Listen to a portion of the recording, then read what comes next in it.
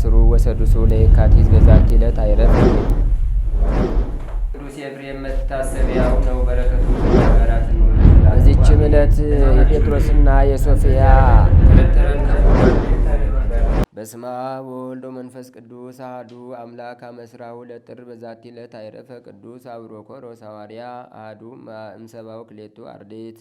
አንድ አምላክ በሆነ በአብ በወልድ በመንፈስ ቅዱስ ስም ጥር 20 በዚህች ዕለት ወንጌልን ይሰብኩ ዘንድ በሽተኞችን ይፈውሱ ዘንድ ጌታችን መርጦ ከላካቸው ከ72ቱ አርድእት አንዱ የከበረ ሐዋርያ አብሮኮሮስ አረፈ። ይህም ቅዱስ በጽርሐ ጽዮን ከሐዋርያት ጋር ሆኖ ሳለ የአጽናኝ መንፈስ ቅዱስን ጸጋ ተመላ። እርሱንም ሐዋርያት መርጠውት ከ7ቱ ዲያቆናት ጋር የተቆጠረ ሆነ። እነርሱ መንፈስ ቅዱስ ያደረባቸው እውቀትም ያላቸው እንደሆኑ የሐዋርያት ሥራ መጽሐፍ ስለ እርሳቸው ምስክር ሆነ። ከዚህም በኋላ ለወንጌላዊ ቅዱስ ዮሐንስ ደቀ መዝሙሩ ሆነ። ከእርሱም ጋር ወደ ብዙ አገሮች ሄደ። በቢታንያ በኒቆምድያ ከተማ ላይ በአንብሮተ እድ ኤጲስቆጶስነት ሾመው። እርሱም የክብር ባለቤት የጌታችን ኢየሱስ ክርስቶስን ሃይማኖት አስተማረ። ከዮናናውያንም ብዙዎችን መልሶ ወደ ቀናች ሃይማኖት አስገባቸው። በአብ በወልድ በመንፈስ ቅዱስ ስም አጠመቃቸው። የወንጌልንም ትእዛዞች እንዲጠብቁ አስተማራቸው። ቤተ ክርስቲያንንም ሰርቶ ቀሳውስትን ዲያቆናትን ሾመላቸው። ከዚህም በኋላ ያችን አገር ወደሚከቧት አገሮች ወጣ። በውስጣቸውም የከበረ ወንጌልን ሰበከ። ብዙዎችንም ከስህተት መለሳቸው። አይሁድንም የክርስትና ጥምቀትን አጠመቃቸው። ነገር ግን ብዙ መከራና ስደት ደርሶበታል። ስለ ክርስቶስ ስም ተጋድሎውንም ሲፈጽም ጌታችንን አገልግሎ በመልካም ሽምግልና አረፈ። ለእግዚአብሔር ምስጋና ይሁን፣ እኛንም በዚህ ሐዋርያ ጸሎት ይማረን፣ በረከቱም ከእኛ ጋር ትኑር ለዘላለሙ አሜን። ሰላም እብል አብሮኮሮስሃ ክቡረ ዘአድማ በኒቆምድያ ዘኤጲስቆጶስ መንበረ እንዘ ኢስእሞ አምላክ ለአፈ ዮሐንስ ምዕረ ስምዐ ኮነ በሰማይ ከመውእቱ ነጸረ እስመ ውእቱ ረድ ዘይተሉ መምህረ። በዚች ቀን በግብፅ አገር እልፈንት ከሚባል ከተማ የከበረ ቀሲስ አክሎግ በሰማዕትነት ሞተ። የዚህም ቅዱስ የአባቱ ስም ዲዮስቆሮስ የእናቱ አፎምያ ነው። እነርሱም ከከበሩ ወገኖች ውስጥ ናቸው። በወርቅ በብር በላሞችና በበጎች በፈረሶችና በግመሎች እጅግ የበለጸጉ ናቸው። ነገር ግን ልጅ የላቸውም። ስለዚህም ያዝኑ ነበር። ልጅንም ይሰጣቸው ዘንድ ወደ እግዚአብሔር ሲለምኑ ኖሩ። ልመናቸውንም ተቀብሎ ይህን የተባረከ ልጅ ሰጣቸው። ስሙንም አክሎግ ብለው ጠሩት። ይህ በእግዚአብሔር ዘንድ ጣዕም ያለው ይሆናል ማለት ነው። 8 ዓመትም በሆነው ጊዜ የእግዚአብሔርን ሕግ ይማር ዘንድ ለመምህር ሰጡት። የቤተ ክርስቲያንንም ትምህርት ሁሉ ተማረ። ሁልጊዜም ወደ ቤተ ክርስቲያን በመሄድ ምስጋናዎችንና ጸሎቶቹን ይሰማል። ይህንንም የሚያደርግ ወደ መምህር ከመሄዱ አስቀድሞ ነው። በአንዲት ዕለት ከመምህሩ ዘንድ ወጣ። ወደ ቤቱም ሊሄድ በፈረስ ተቀምጦ 2 አገልጋዮችም ተከትለውት ሲጓዙ ብዙ ወንዶችና ሴቶች ተሰብስበው ሲጮኹ አያቸው። የሆነውንም ሊያይ ወደ እርሳቸው ቀረበ። እባብ የነከሰውና ለሞትም የቀረበ አንድ ሕፃን በመካከላቸው ወድቆ አገኘ።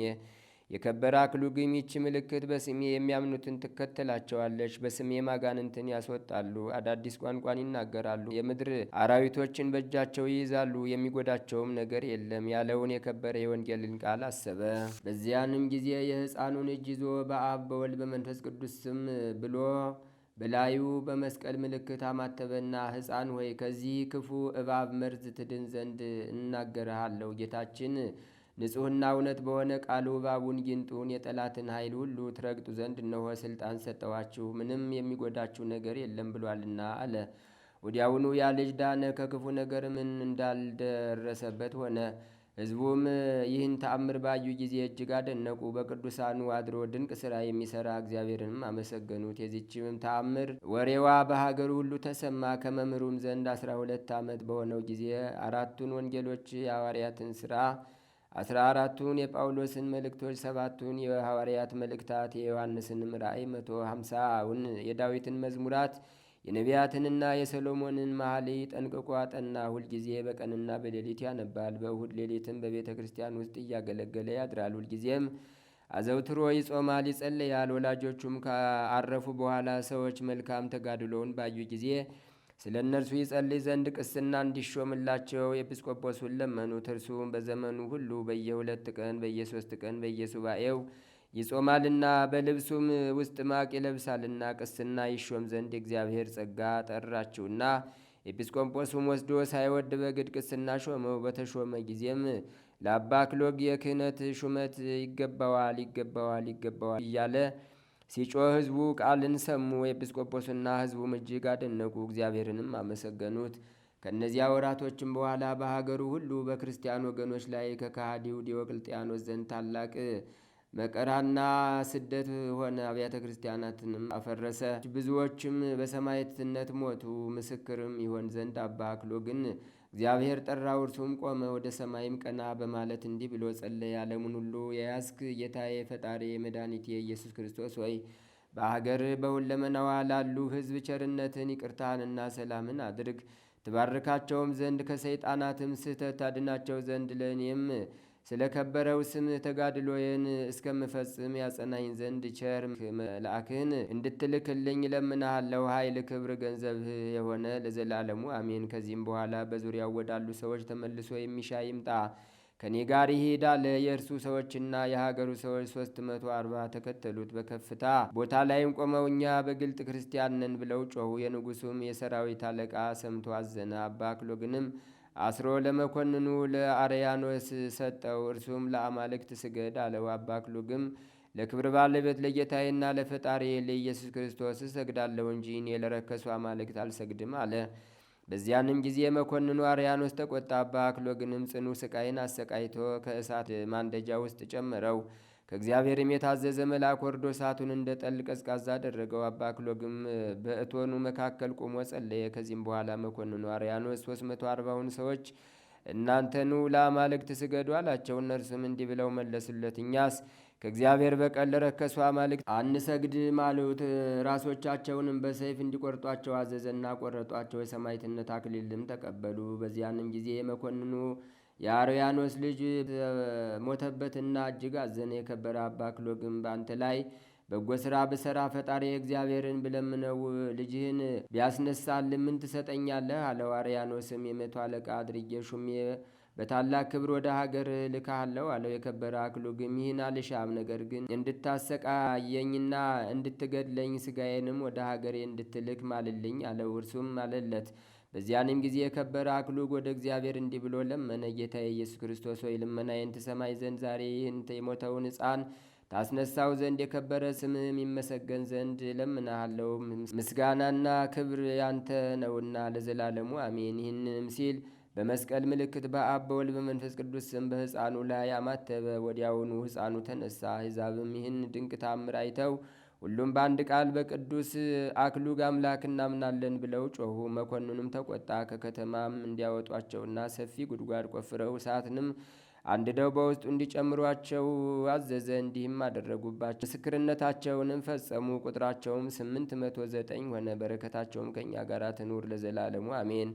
ከዚህም በኋላ አባ አክሉግን ጽኑ ስቃይን አሰቃይተው ወደ ሀገሩ ወስደው በዚያ በሰይፍ ራሱን ይቆርጡ ዘንድ አርያኖስ አዘዘ። አባ አክሉግም ይህን በሰማ ጊዜ እጅግ ደስ አለው። እንዲህ እያለ ቆሞ ጸለየ። ጌታዬ ኢየሱስ ክርስቶስ ሆይ እኔ ባሪያህ እለምንሃለሁ፣ ቸርነትን በሀገሬ ላይ በውስጧም በሚኖሩ ሰዎች ሁሉ ላይ ታደርግ ዘንድ የእጃቸውን ሥራ ባርክ። ሴቶቻቸውን፣ ልጆቻቸውን፣ እንስሶቻቸውንም ራሾቻቸውንም ባርክ። በመከራም ሁሉ አድናቸው። ለሥጋዬንም ጸጋህን ስጠው። የታመመ ሁሉ ሥጋዬ ወዳለባት መጥቶ የከበረ ስምህን ጠርቶ ወደ አንተ በሚጸልይ ጊዜ ከደዌው ይዳን። የተጋድሎዬን መጽሐፍ የሚጽፈውን ሁሉ መታሰቢያዬንም ለሚያደርግ ለቁርባንም ስንዴን የሚሰጥ ወይም ዕጣንን ወይም ዘይትን ወይም ወይንን ለሚሰጥ ለሁሉም በመንግሥተ ሰማያት ዋጋቸውን ስጣቸው። ስሞቻቸውንም በሕይወት መጽሐፍ ጻፍላቸው። ሥጋዬንም በንጹሕ ልብስ የሚገንዘውን ነፍሱን የብርሃን ልብስን ሸፍናት። ለአንተም ምስጋና ክብር ይሁን ለዘላለሙ አሜን። አባ አክሎግም ይህን ባለ ጊዜ እነሆ የክብር ባለቤት ጌታችን ኢየሱስ ክርስቶስ ተገለጸለትና እንዲህ አለ። ወዳጄ የምወድህ የአባቴና የመንፈስ ቅዱስ ወዳጅ ሰላም ላንተ ይሁን። ዋጋህን ልሰጥህ በመንግሥቴም ውስጥ ላሳርፍ መጣሁ። 3 አክሊላትንም አዘጋጀውልህ። አንዱ ስለ ድንግልና፣ ሁለተኛው ስለ ስቃይ፣ ሶስተኛው የዚህን ዓለም ክብር ንቀህ ስለ ተውክ ነው። በዚች ቀን ከኔ የምትሻውን ሁሉ አደርግልሃለሁ። ስለ ስሜ ስለ አሰቃዩ የማያልቅ ተድላን እሰጥሃለሁ። የመላእክት ሰራዊትም እንዲያገለግሉህ አደርጋለሁ። ዘላለማዊ ሕይወት ባለው በማዕዴ ውስጥም ከሁሉ ቅዱሳን ጋር ደስ ይልሃል። የመረጥኩህ አክሉግ ሆይ አንተን እነግርሃለሁ። ሥጋ ባለበት የሚማልደውን ሁሉ እርዳታ የሚሻውን በችግር ውስጥም ወይም በደዌ ውስጥ በሐዘንም ላይ ሁሉንም እኔ አድናቸዋለሁ። ልጁንም በስም የሚሰይመውን ሁሉ እኔ ባርከዋለሁ። በበጎ አስተዳደግም አሳድገዋለሁ። ከክፉ ነገር ሁሉ ጠብቀዋለሁ። በስምም መባ የሚያገባና ለችግረኞችም እስከ ቀዝቃዛ ውሃ ምጽዋት የሚሰጠውን እኔ ለሁሉም ኃጢአቱን ይቅር ብዬ ዘላለም ሕይወትን አወርሰዋለሁ። ተክል ተክሎ ዘር ዘርቶ በስሜ የሚለምነኝን እባርክለታለሁ፣ ፍሬውንም አበዛለታለሁ። ከአባ አክሎግ ጋር መነጋገርን ጌታችን ሲፈጽም ባረከው። ሥጋውንም ጤነኛ አደረገውና ሳመው። አባ አክሎግም እየተመለከተ በታላቅ ክብር ወደ ሰማይ ወጣ።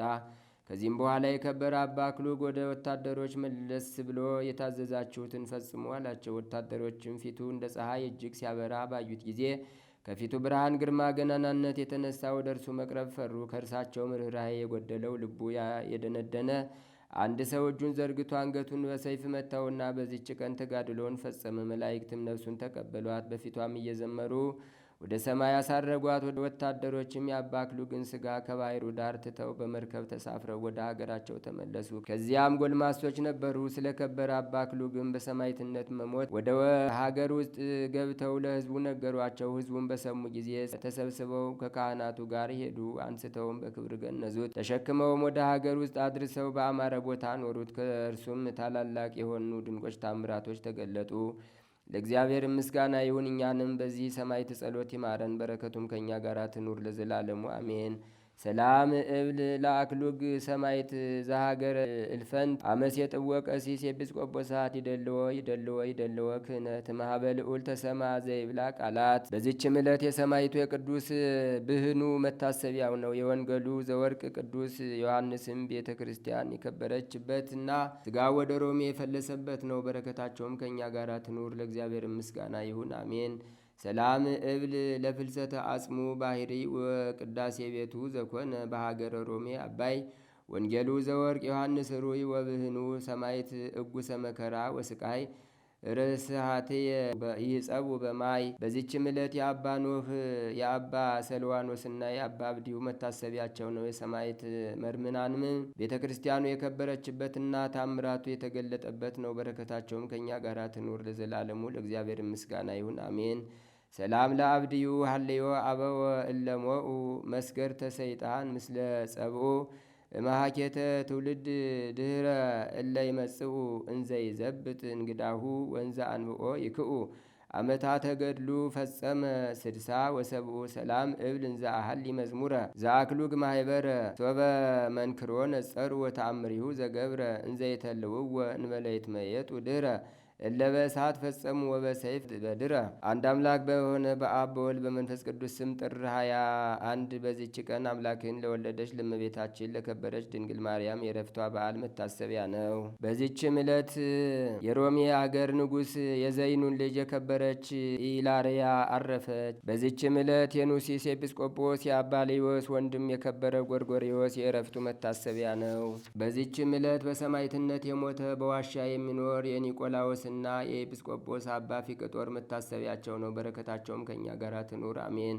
በዚችም ቀን በመናፍቁ ንጉሥ በመርቅያን ዘመን መኮንኑ ጳውሎስና ቀሲስ ሲላስ ምስክር ሆነው ሞቱ። በዚችም ዕለት የነቢይ ኤርምያስ የቀውስጦስ የዮሐንስና የአባ እስክንድር እመቤታችንም ከመጥምቁ ዮሐንስ ጋር በደብረ ማህው የተገለጠችበት ሲሆን የሁሉም መታሰቢያቸው ነው። በዚችም ዕለት የነቢዩ ኤርምያስ የቀውስጦስ የዮሐንስና የአባ እስክንድር እመቤታችንም ከመጥምቁ ዮሐንስ ጋር በደብረ ማህው የተገለጠችበት ሲሆን የሁሉም መታሰቢያቸው ነው። ለእግዚአብሔር ምስጋና ይሁን። እኛንም በቅዱሳን ሁሉ ጸሎት ይማረን ለዘላለሙ አሜን። ዘአቅረብኩ ማሕሌታ ዘኪርያ ይላፈም ለተጸምዱ ከዘልፈ ለላ አነብብ ተወከብ ዘንዴተ መጽሐፈ እንተረሰይ ከግዚኦ ጸሪቀ መበለት ወኩፈ ምላቡ ላን ዘተርፈ ነቢያት ቅዱሳን ሐዋርያት ሰባክያን ሰማዕቶ ጻድቃን ደናግላዲ ወመነኮሳት ሄራን ባረኩ ባረኮ ጉባኤ ዛቲ መካን እስከ አረጋዊ ሊቅ ወንዑስ ሕፃን ለዘ ጻፎ በክርታስ ወለዛ ጻፎ ወንዘ የደርስ ወለዛ አንበቦ ለዘ ተርጎሞ በልሳን አዲስ ወለዘ ሰማ ቃሎ በዝነ መንፈስ በጸሎተሙ ማርያ ማራቂተ ኩሉም ባይ ስቡረ የማሐረነ ኢየሱስ ክርስቶስ ታምሪሃ ለእግዝእትነ ቅድስት ድንግል በክልኤ ማርያም ጸሎታ ወብረከታ ወምረታ ፍቅር ወልዳ ያህሉ ምስለ ኩልነ ህዝበ ክርስቲያን ለዓለም ዓለም አሜን። ልመናዋ ክብሯም ለእኛ በዘላለም በእውነት ደርብና አምላክን የወለደች በሁለቱም ወገን ድንግል የሆነች በድንጋሌ ሥጋ በድንጋሌ ነፍስ የጸናች ክብርት እመቤታችን ያደረገች ታምር ይህ ነው።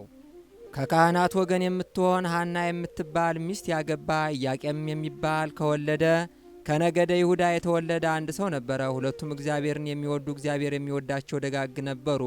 እግዚአብሔርም ስራው ሕግ ጸንተው ይኖሩ ነበር። ሚስቱ ግን መክና ትኖር ነበር። ልጅም ስላልነበራት አዝነው ተክዘው ይኖሩ ነበር። ዕለት ዕለት ወደ ቤተ እግዚአብሔር እየሄዱ ልጅ ሰጣቸው ዘንድ በሐዘን በለቅሶ ልመናቸውን ወደ እግዚአብሔር ያቀርቡ ነበር። ከገንዘባቸውም ከፍለው ለድሆች፣ ለጦም አዳሪዎች፣ ለቤተ እግዚአብሔር ይሰጡ ነበር። እግዚአብሔርም ልጅ በመስጠት ልመናቸውን ይቀበላቸው ዘንድ በማመን ይደረግልናል በሚል ተስፋ ጸንተው ይኖሩ ነበር። ከዕለታትም በአንድ ቀን ሐና ሚስቱና ኢያቄም ወጥተው ወደ ተክል ቦታ ገቡ። ቁመውም ሲጸልዩ ርግቦች ከልጆቻቸው ጋር ደስ ብሏቸው ሲጫወቱ አይተው ልጅ ስለሌላቸው ፈጽመው አዘኑ። ከሐዘናቸውን ብዛት የተነሳ አንቀላፍተው ተኙ። ሐናም ተኝታ ሳለች በባሏ በኢያቄም እጅ በትር እንደተያዘ ያችም በትር አብባ አፍርታ አየች። ሁለተኛም እርሱ በሐና እቅፍ ከፍሬ ሁሉ የሚበላው የሌለ የሚጣፍጥ መልካም ፍሬ ተይዞ አየ። ከእንቅልፋቸውም በነቁ ጊዜ ደስ አላቸው። በምኝታቸውም ስላዩት ነገር እርስ በርሳቸው ተነጋገሩ፣ እግዚአብሔርንም አመሰገኑ። ከዚህም በኋላ ፈቃድ እግዚአብሔር ይሁን ብለው ወደ ቤታቸው ገቡ። ከዚያም በኋላ ሐና ጸነሰች፣ ጽንሷም ታወቀ። የሰጠኸኝን ልጅ ለእግዚአብሔር መባ አድርጌ እሰጣለሁ ብላ ለእግዚአብሔር ተሳለች። ሁልጊዜም በጾምና በጸሎት ተወስና በፍጹም ደስታ ለድሆችና ለጦም አዳሪዎች ምጽዋትን ስትሰጥ ኖረች። ይህንን ሁሉ ስላደረገልኝ ፈንታ ለእግዚአብሔር ምን ወረት አለው ብላ በልቧ አሰበች። ለመስዋዕት የማይሆነውን ምግብ ሁሉ ከመብላት ትከለከል ነበር። ስግደትንም ታበዛ ነበር። የሰጣትንም ይጠብቅላት ዘንድ ወደ እግዚአብሔር ልመናን አበዛች። ከ6 ወርም በኋላ የሐና ጽንሷ ታወቀ። የእሷ ዘመዶችም የባሏ ዘመዶችም በሰሙ ጊዜ ወደ እርሷ መጥተው የሕፃንነትሽን ዘመን ካሳለፈ በኋላ ስላንቺ የተደረገ ይህ የምንሰማው ነገር ምንድን ነው? አሏት። መጽነሷንም ያዩ ዘንድ ማኅፀኗን ዳሰሱ። ዓይኗም የታወረ ከክብርት ሐና እናት ዘመዶች ወገን የአርሳባን ልጅ የምትሆን አንዲት ሴት ነበረች። ምንም ምን ሳይታወቃት ዓይኗ በዳሰሰች ጊዜ ፈጥና ዳነች። ጽንስም ብጽዕት ሐና ሆይ ብጽዕት ይገባሻል አለቻት። ዓለም ከተፈጠረ ጀምሮ እንዳንቺ በማኅፀኑ የዕውራን ዓይን የሚያበራ የለምና። ዘመዶቿም ሰገዱላት። ብጽዕት ሐናም ከአጥቢያ ኮከብ ፀሐይ እንዲያበራ በሳቸው ላይ ከበረች። ዝናዋን በየሀገሩ ሁሉ ተሰማ። ድውያን ሁሉ ሕሙማን ሁሉ እያመጡ ማኅፀኗን እየዳሰሱ ይፈወሱ ነበር። ፍጥረትም ሁሉ በማኅፀኗ ሳለ ሕሙም የፈወሰ በተወለደ ጊዜ እንደምን ያለ ይሆን አሉ። የእስራኤልም ልጆች በሰሙ ጊዜ ተሰብስበው ስለዚህ ነገር ምን እንላለን? እነሆ ኢያቄምና ሐና የእስራኤልን መንግስት አጠፋ። ሐና ጸንሳ ሳለች በማኅፀኗ ታድራለችና በእኛ ላይም ትነግስ አይደለምን አሉ። ከሳቸውም አንዱ ይህ ያስደንቃችኋልን? ሙሴ እንደ ጻፈው በድንጋይ ወግረን እንገላታለን ኑ አላቸው። መንፈቀ ሌሊትም በሆነ ጊዜ ስሙ ገብርኤል የሚባል መልአክ ከሰማይ ወርዶ በዘመድ የከበራችሁ ኢያቄምና ሐና ሆይ ተነሱ አላቸው። ሊባኖስ ወደሚባል ተራራም ወሰዳቸው። እኛም ከአሩ የሰይጣን ወጥመድ ታድነና መፍራትንም መወደድንም የተመላች ስሟ ማርያም የምትባል በዚያ ተወለደች። ወደ ጥንት ነገራችን እንመለስና የጽንሷም ወራት በተፈጸመ ጊዜ በግንቦት 1 ቀን ከፀሐይ የምታበራ ሴት ልጅም ወለደች። የመልኳም ደም ግባት ከማርና ከሶከር ይልቅ ደስ ያሰኛል። የመዓዛዋም ሽታ ከሁሉ ይበልጣል። ዘመዶቿና ጎረቤቶቿን በሰሙ ጊዜ ፈጽሞ ደስ አላቸውና ተሰብስበው ወደ እርሷ መጡ። ወደ እርሷም መጥተው ልጇን ባዩ ጊዜ ፈጽመው አደነቁ። እርስ በርሳቸውም እንደዚች ያለች ብላቴና ከቶ አይተን አናውቅም ተባባሉ። ጸጋ እግዚአብሔርን በእርሷ አድሯልና የእግዚአብሔር ብርሃን በሰውነቷ ሁሉ ተመልቷልና። ከኢያቄምና ከሚስቱ ከሐና ጋርም ደስ እያላቸው የእግዚአብሔርን ቸርነት እየተነጋገሩ 7 ቀን ተቀመጡ። ያችን ብላቴና ስሟን ማርያም አሏት። ይኸውም የእመቤታችን የእግዚአብሔር ስጦታ ማለት ነው። 7 ቀንም በፈጸሙ ጊዜ በፍቅር ወደ የቤታቸው ገቡ። ኢያቄምና ሐናም ልጃቸውን ማርያም ሲያሳድጉና ስለ ልጃቸውም ለሳቸው ስላስተዳደጓም ሁሉ እግዚአብሔርን ፈጽመው ሲያመሰግኑት 3 ዓመት ኖሩ። በጾምና በጸሎት ተወስነውም ለድሆችና ለጦም አዳሪዎች ምጽዋትን እየሰጡ በጎ ስራን መስራት አበዙ። ልጃቸው ማርያምን በንጽህና ሲያሳድጓት 3 ዓመት በተፈጸመ ጊዜ ሐና ባሏ ኢያቄምን ወንድሜ ሆይ ልጃችን ለቤተ እግዚአብሔር እንሰጥ ዘንድ ልጃችን ቤተ እግዚአብሔር ልታገለግል ነው እንጂ በዚህ ዓለም እኛን ልታገለግል እንዳልተወለደች አስብ አለችው። ኢያቄምም ይህንን ሁሉ ከሚስቱ ጋር በሰማ ጊዜ ፈጽሞ ደስ አለው። ለመንገድ የሚሆነውም ስንቅና ለቤተ እግዚአብሔር የሚሆነውን መባም ሁሉ አዘጋጁ። ቤተሰቦቿና ባልንጀሮቿም ዘመዶቻቸውም ሁሉ ጠሩ። ልጃቸውንም ይዘው ሄዱና ወደ ቤተ መቅደስ አስገቧት። ካህናት በቤተ መቅደስም ያሉ በሰሙ ጊዜ እነርሱን ለመቀበል ወጥተው መንፈሳዊ ሰላምታ ሰጧቸው። ኢያቄምና ሐናም ልጃቸው ማርያምን አመሰገኗት፣ በአንብሮተ እጅም ፈጽመው ባረኳት። እግዚአብሔር ሐዘናቸውን በእውነት ተቀብሏልና ቸር በምትሆን በዚች ልጅም ደስ አሰኝቷቸዋልና አሏቸው። እመቤታችንም ለእግዚአብሔር ለእናትነት የተመረጥሽ ንዑድ ክብርት ሆይ ፍቅር ይገባሻል አሏት። ታቅፈውም ይዘው በታኅሳስ 3 ቀን በእግዚአብሔር ፍቅር ወደ ቤተ መቅደስ አስገቧት። ልመናዋ ክብሯ ለዘላለም በእውነት ይደርብን። አንደኛ ሳሙኤል ምዕራፍ 1 ቁጥር 1 ላይ በተራራው በኤፍሬም ሀገር ከአርማቴም መሴፍ የሆነ ስሙ ሕልቃና የተባለ ኤፍሬማዊ ሰው ነበር። እርሱም የኢያርምኤል ልጅ የኤልዮ ልጅ የቶሃ ልጅ የናሲብ ልጅ ነበር። ሁለትም ሚስቶች ነበሩት። የአንዲቷ ስም ሐና የሁለተኛይቱም ስም ፍናና ነበር። ለፍናናም ልጆች ነበሯት፣ ለሐና ግን ልጅ አልነበራትም ይላል። ዛሬ መልካም ፍሬ የድል ፍሬ ያልኳችሁ ለዚህ ነው። ልጅ አልነበራትም ሐና።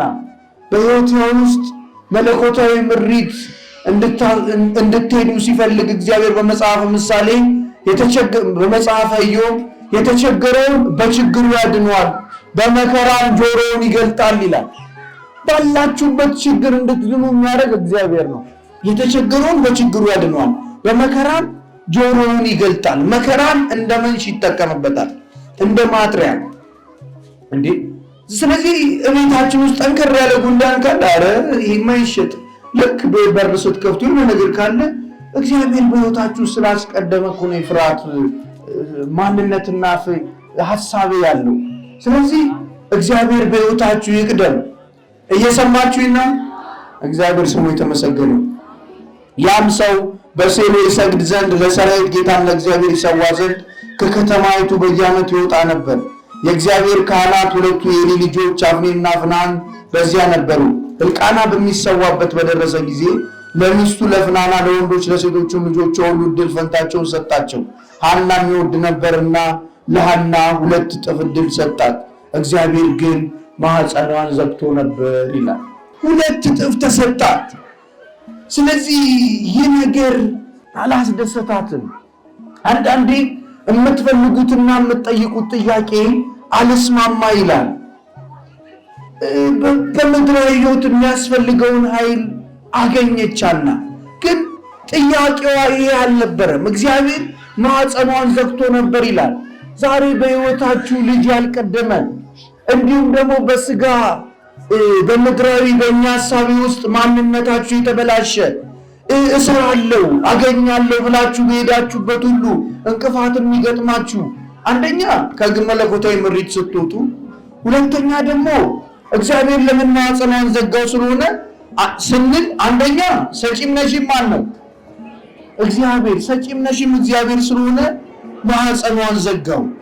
ሁለተኛ ያልወለዱ ሴቶች መውለድ እንደሚችሉ ለማሳየት እግዚአብሔር ማኅፀኗን ዘግቶ ነበር። ያልወለዱ ሰዎች በእግዚአብሔር ይቻላል። ስለዚህ እምነትና ጽናት ይኑረን። ሸብረክ አንበል። በእግዚአብሔር አትፈሩ። በእግዚአብሔር ጥላ ስር የሚኖር በሁሉም ኃይል ውስጥ በመናፍስት ቢያዝ፣ በክፉ አሰራርና ወጥመድ በአለቆች ቢገባ እግዚአብሔር ከኔ ጋር ነው በሉ። ሐናን እግዚአብሔር ማኅፀኗን ዘግቶ ነበርና ጣውንቷም ታስቆጣት ታበሳጫትም ነበር ይላል። ከቤት ፍናና ታበሳጫት ነበር። አንቺማ አትወልጂ እያሉ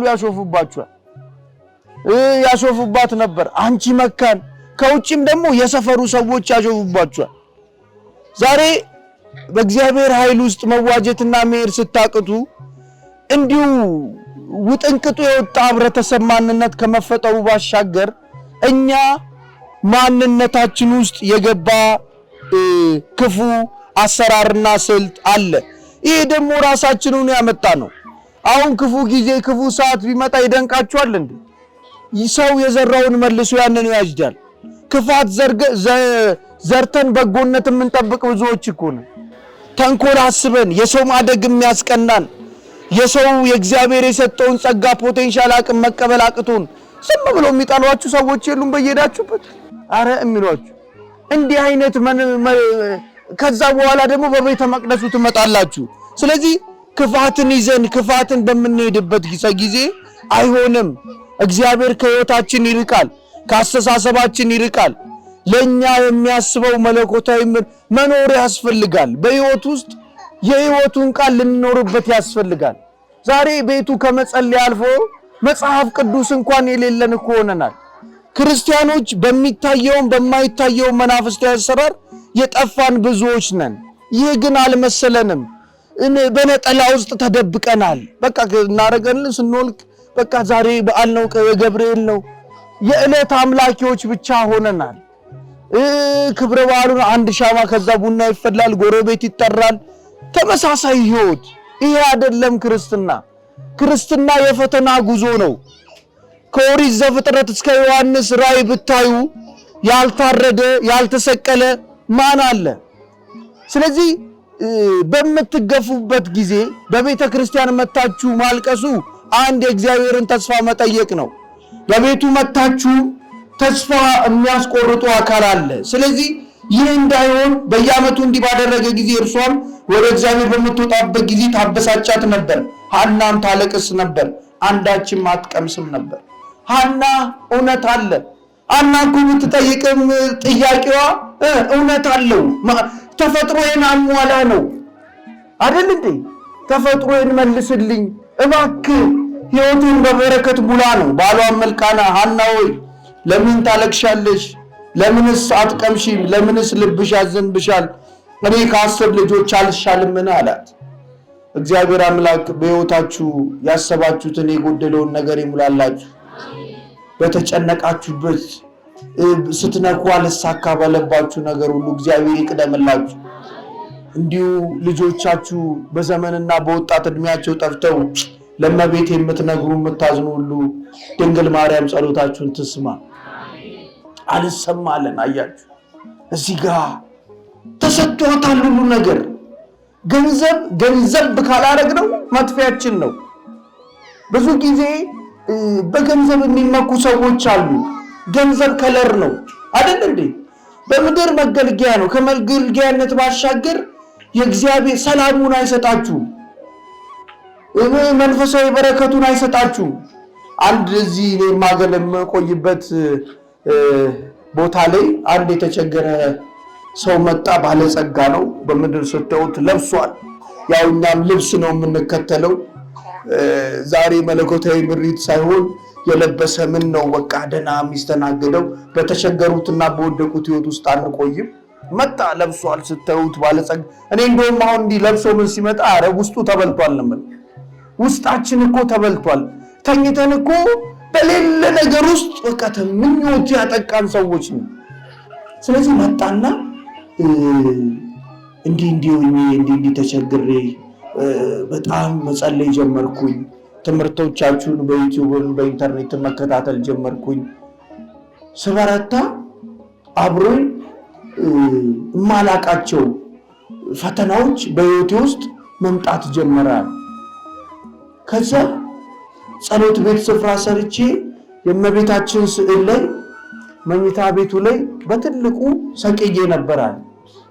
ከዛ በኋላ የታባክስና እኔ በሰራውበት ቤት ልትተኛ አትተኛም አለ። አልጋ ስር ነው የምተኛው አለ።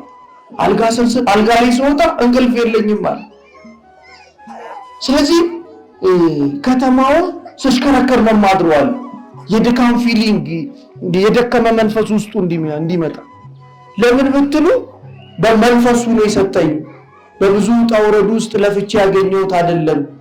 ከዛ ነቃበትና አይ ይሄ መንፈስ መውጣት አለበት ብሎ መጸለይ መስገድ ምን ሲጀምር የታባክስና በሰጠው ቤት እኔ በሰጠው ንብረት አለ። ስለዚህ የሄድንበት ርቀትስ ምን ያህል ተጉዘናል? አልተነካካንም ወይ? እግራችንስ 30 ቦታ አይደል እንደሚረግጠው? ዛሬ ቤተ ክርስቲያን ነገ የሆነች እስቲ አባብያሉ ሲባል እዛም እንሄዳለን። አስቸጋሪ እኮ ነው። ይህንን ነገር ንቁ ነው።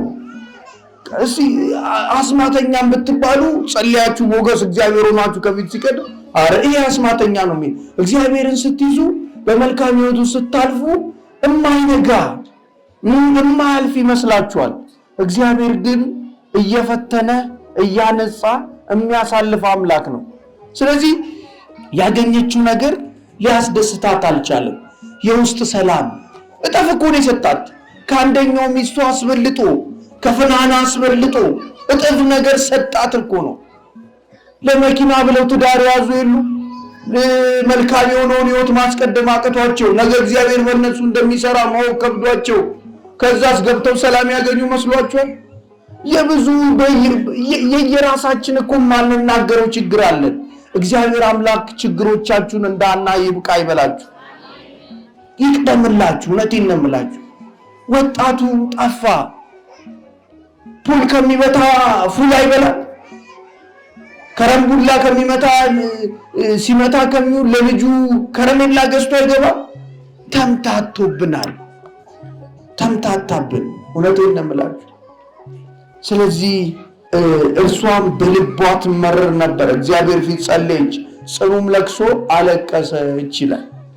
እርሷም አቤቱ የሰራዊት ጌታ ባሪያን የባሪያን መዋረድ ተመልክተ ብታስበኝ እኔንም ባትረሳ ለባሪያ ወንድ ልጅ ብትሰጥ እድሜውን ሁሉ ለእግዚአብሔር እሰጠዋለሁ፣ ምላጩን በራሱ ላይ አይደርስም ብላ ስዕለት ተሳለች። ጸሎቷም እግዚአብሔር ፊት ባበዛች ጊዜ ኤሊ አፏን ይመለከት ነበር። ሐናም በልቧ ትናገር ነበር፣ ድምጿ ሳይሰማ ከንፈሯን ታንቀሳቀስ ነበር።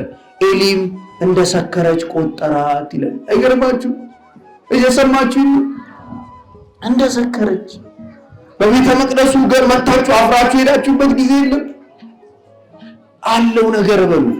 በብዙ ውጣ ውረድ ውስጥ ሳልፍ አለው ነገር፣ አልነጋ ሲለኝ አለው ነገር፣ በመለኮታዊ ምስጢር ለመዋጀት አለው ነገር። በቃ እግዚአብሔር በእኔ ውስጥ ሊሰራ ያሰበው ነገር አለ። ጽኑም ለቅሶ አለቀሰች ይላል።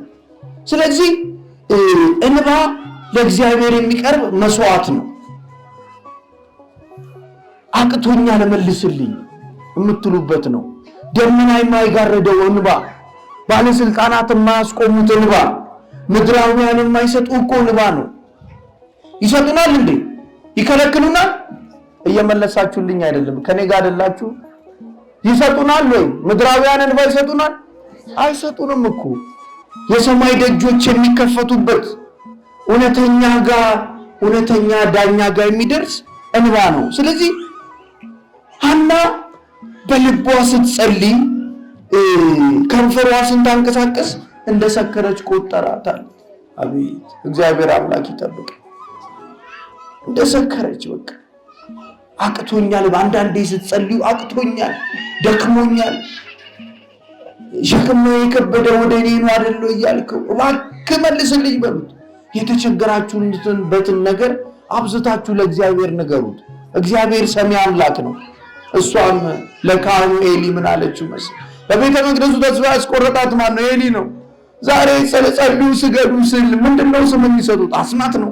አረዛ ሰውዬ ጋር ይሄ ታባቱ አይደል እንደሚሉት። ይሄ ለምን መሰራችሁ? ውስጡ ያለው መንፈስ ነው የሚናገረው። ወዶ እኮ አይደለም፣ ተይዞ እኮ ነው። ከዛ በኋላ ተይዞ ሲመጣ መከራ። እናቶችን ነው የምናሰቃዩ። እናቶቻችን በየቦታው ይሄዱ ልጄ እማይል የለም እኮ፣ እማይደውል የለም እኮ፣ እማያለቅስ የለም እኮ። እኛ የምንሰማውን ጉድ ብትሰሙ በጣም ስንት አይነት ህይወት እንዳለ ብታውቁ። በቃ ምንም እኮ አይደለም። ግባ ወደ ቤተ መቅደሱ፣ ጸልይ፣ ስገድ፣ ቁረብ። በህይወት ውስጥ የዘጋው መንፈስ ነው። ይህ የእግዚአብሔር መለኮታዊ ምሪት ወቅ። እሺ ሁለት ጓደኞች ነበሩ፣ እንዲህ ይዝናናሉ። ምን ይላሉ? እሺ ተዝናኑ አልኳቸው።